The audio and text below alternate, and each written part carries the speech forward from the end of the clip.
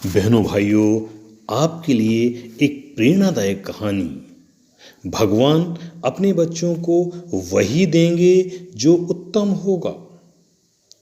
एक बार घोषणा हुई कि भगवान सेव बांटने आ रहे हैं।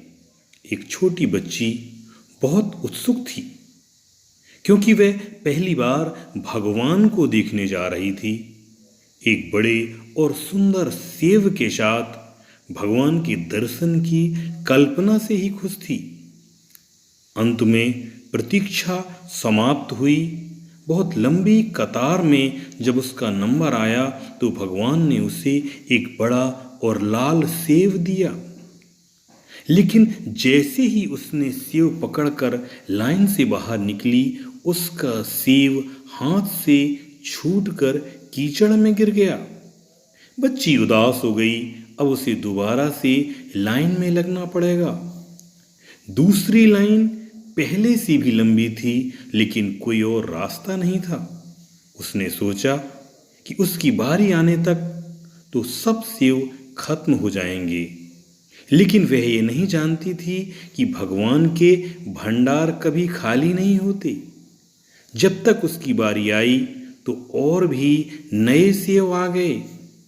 भगवान तो अंतर्यामी होते हैं। बच्ची के मन की बात जान गए।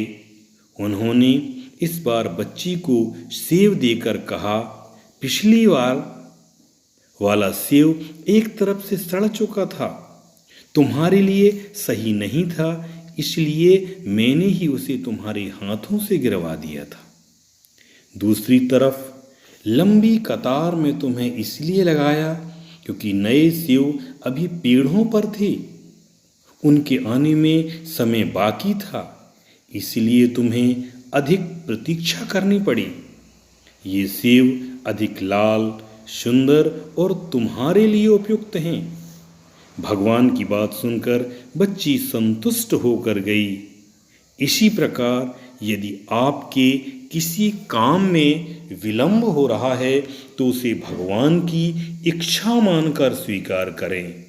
जिस प्रकार हम अपने बच्चों को उत्तम से उत्तम देने का प्रयास करते हैं, उसी प्रकार भगवान भी अपने बच्चों को वही देंगे जो उनके लिए उत्तम होगा। धन्यवाद।